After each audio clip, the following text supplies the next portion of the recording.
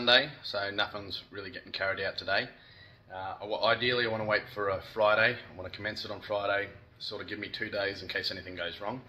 But yeah, today not much will be being carried out on the actual bonnet scoop itself. So mainly today, just looking to give a quick description of where I'll be putting it, and yeah, sort of give you guys an idea of the modifications I've actually done to the truck. So,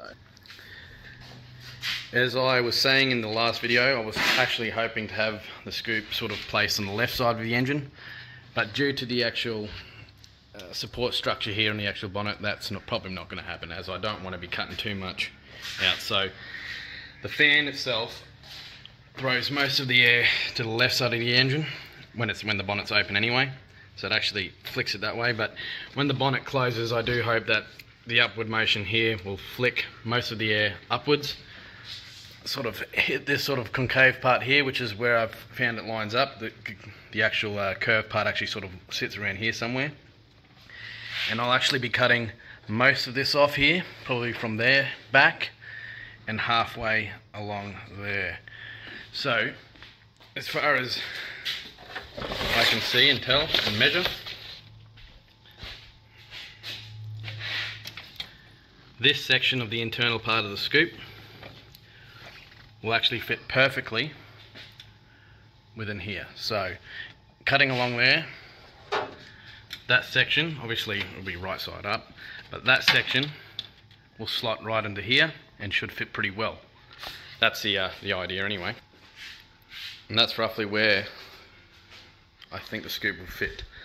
Probably a little bit more forward, probably around there somewhere, but yeah, just a rough estimate.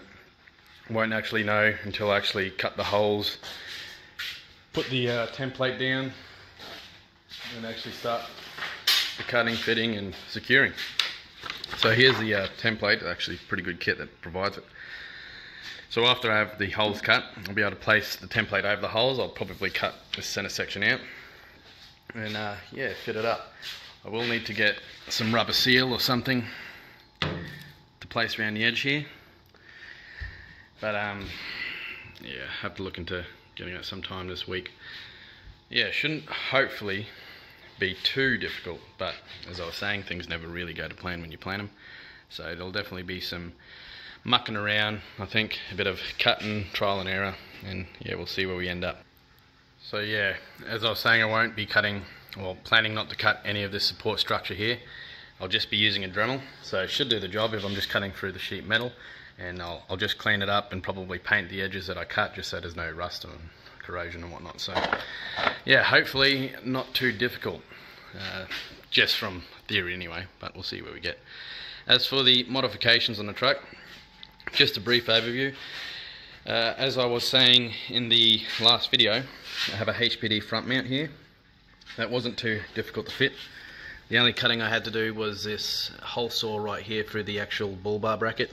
Originally in the instructions they want you to cut through the I-beam, but I didn't like the idea of that, so I moved the intercooler brackets a bit more forward by drilling new holes, and she sits very solid. And if there is any movement, there's a fair bit of silicone tape wrapped around this intercooler pipe. You probably can't see it in there, but yeah, so she should be alright. I haven't seen the need to actually adjust anything so far, but yeah, I'm pretty happy with it. Hey, pup. So, as for the intake side, it's just your standard TJM snorkel intake that Nissan uses. I've just swapped the heads to a comp head. I will be upgrading that to a stainless at some point, but haven't seen the need or necessity to do it just yet. Into a 4-inch inlet here, where I've just put the air intake temperature sensor right there. Just sort of cut some slots and forgot what sealant I used, but the sealant and glue there, and it's held it pretty bloody solid, so no problems there. Into a custom intake, into a custom air box designed for patrol.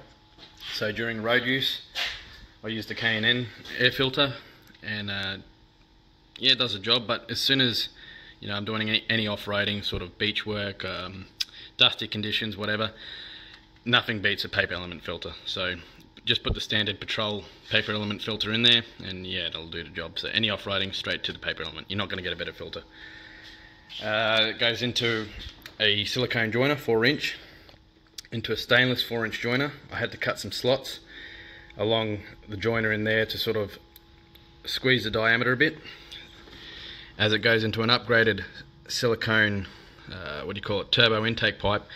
But it's about, I think, just a wild guess is from memory, it's 3.7 I think, but yeah, so I had to shorten the diameter of this 4-inch joiner here, and yeah, it's fitted up quite nicely so far, so yeah, pretty happy with that.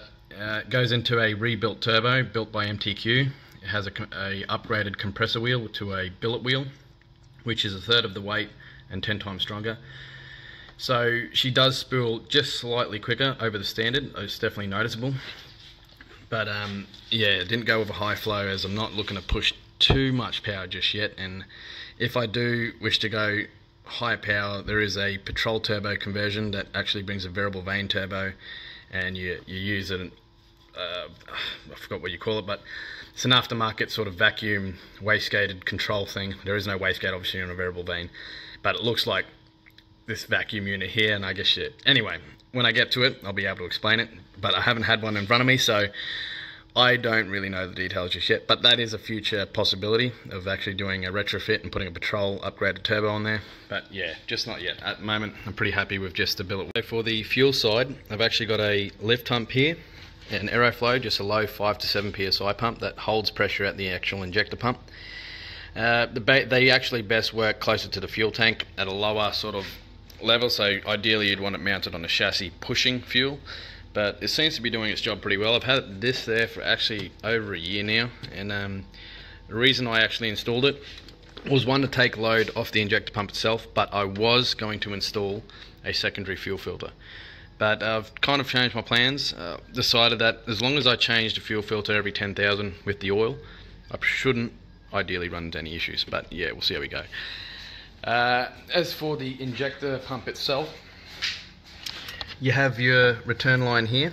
So this is actually a return line from the injectors. Now these pumps, the electrics inside of them, apparently, as far as I've read, are prone to heat damage. So the insulation breaks down over time due to heat, and that's from the heated fuel from the injector lines. Anyway, that's a theory that people have come up with. I decided that I'll go with that mod as well, just in case. So what I've done is cut the return line from the injectors, which usually went back to the inlet side of the pump and circulates it back to the injectors again. So you got heated fuel that would sort of just continuously circulate. It would just bleed back into the injector pump. What I've done is I've cut the injector return line, plumbed it into the fuel tank and return line, and that way the heated fuel that comes from the injectors now gets rerouted back to the actual fuel tank. So the heated fuel now goes back to the fuel tank and away from the pump. I've just blanked off the other side, which is there. That's the, you can see that hose clamp there. That's the original line back to the inlet side of the injector pump. So that's just blanked off. Now I do know that heated fuel is better for combustion, which is better for performance. But being that this truck is around 325,000 kilometers, I kind of want to extend the life of the pump just a little bit for a while. You know, I don't want to get to doing that huge amount of work just yet. So when that, you know, needs to be done, I want to actually have the pump rebuilt, possibly upgraded, and I will be getting plus 30 injectors to sort of get a bit more power, and then another remap to suit that. So at the moment, I'm just looking to prolong the pump's life a little bit. So far I haven't seen any issues with it. It's doing its job, and I haven't seen any sort of signs of wear and tear. Obviously she will be worn. It's bloody 300,000 kilometers on it, so she's done a fair bit of work already. But yeah, I don't plan on ramping it up just too much yet, but we'll see. I am looking forward to upgrading that whole system, and when the pump gets done, obviously you got to do a chain as well. You may as well, because everything's got to come apart, and we'll see. By then maybe a head needs to be done, you know, who knows. But hopefully that's a little bit later in the future. Don't want to get onto that just straight away. For the catch can, I just used a flash lube catch can, and I just plumbed it into a little tank I've made up. So the tank's got increments on the side here. You probably can't see it, but it's got increments, tells me how many litres over time. I think it's about halfway at the moment, and the last time I emptied it was about 1.5 years ago, so she's doing pretty good. Usually, ideally, I'd probably want to pull that out every 6 months, but yeah, I just can't be bothered, and she's a fairly big tank. It's about, I think, a litre tank, so yeah, it's doing its job. As for the remap, that's coming in tomorrow, so I have a exchange ECU that's been remapped to suit my modifications. So I pretty much gave the tuner in Sydney a list of what I've got, and he's sort of customized a remap to suit what I've got at the moment. So yeah, as for the future of this engine, a rebuild at some point, obviously. I do want to get onto that. When the rebuild happens, obviously I plan on pushing a fair bit more power at that stage, so that will be with the plus 30 injectors, upgraded injector pump. We'll see how I feel about the turbo at that point. I don't think I'll be going with a high flow, as I was saying before. I would like to go with a retrofitted Patrol upgraded turbo, a variable vane one, and that should allow for a lot more tuning options, so that's the goal. I don't know enough about that turbo just yet, as I haven't done enough research, as I'm not planning on doing that for a little while at least. I plan on running this turbo for at least, you know, hopefully a couple of years. But yeah, engine wise, I'd say the closest upgrade coming is going to be the injector pump, chain, and the injectors themselves. I do want to look into water meth injection at some point. I've seen some kits that you can actually fit up to where this butterfly flap is. You remove all that, you hone it all out, and the injector, or the water meth injector, is one of these ports. I can't quite remember which one you drill into, but it's one of them. And yeah, apparently people get a little bit more power out of it, and just on takeoff mainly. But yeah, yeah, I guess that's enough for the engine side. I will get into the interior at some point, but yeah, for now I think that'll do.